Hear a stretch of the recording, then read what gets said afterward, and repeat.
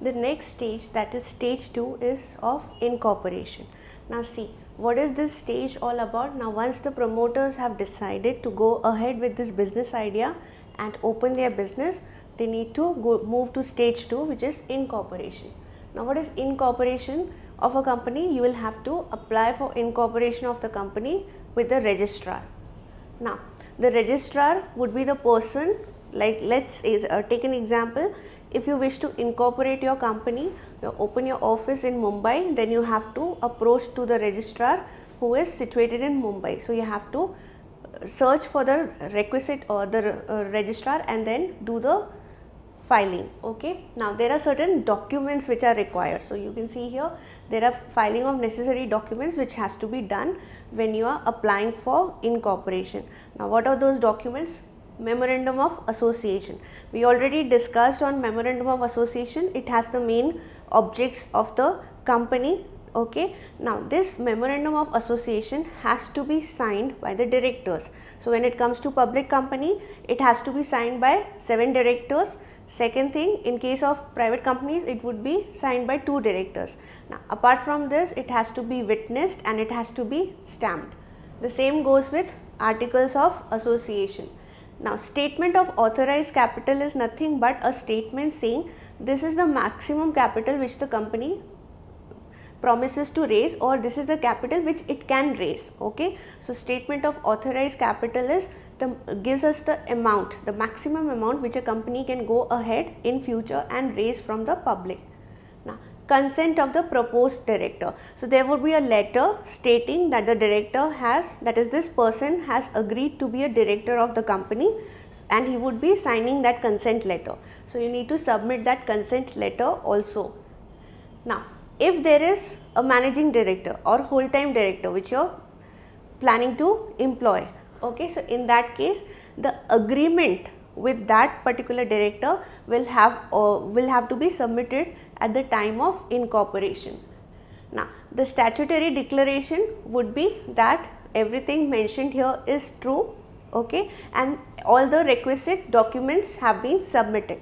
Now remember, this has to be signed either by the signatories of the memorandum or by a chartered accountant who is into whole time practice, or a chartered company secretary who is also into whole time practice, otherwise from a high court judge. You need to give notice of office address to registrar. See, at the time of incorporation you need to give this notice that this is the office address for running the business when you are doing the incorporation. Now in case you are not able to do so, then it has to be given 30 days from the date of receiving the certificate of incorporation. Apart from this, there would be a copy of registrar's letter which would be approving the company's name. So if you have decided, yes, XYZ company, this is the name I want to keep, and the registrar has given an approval for the same, then you will have to attach that document when you are filing for incorporation and give it to the registrar. Now after that you would pay the required fees. There are various fees which have to be paid for the incorporation of the company. So this is what you will have to do next, and then the registration will happen. Okay. Now see, when it comes to incorporation of the company, the registrar would just see if the documents which are required are in order or not, and then he would issue the certificate of incorporation. Now remember that when it comes to checking the authenticity of these documents, it is not something which the registrar will have to check. So just to give you some interesting facts, when it comes to certificate of incorporation, the moment this certificate is issued, that means the company has taken a birth, it has come into existence.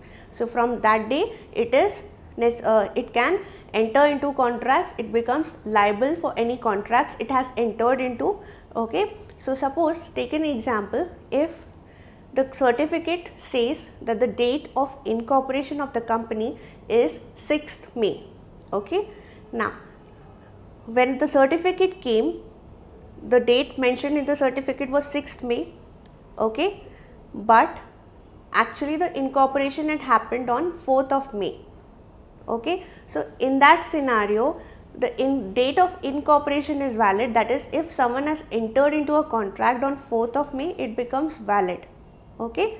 Now, suppose if some promoter has forged signatures so as to ensure that the incorporation goes smoothly, instead of taking the signs from the director, as he was unable to get 7 directors, then he just forged signatures.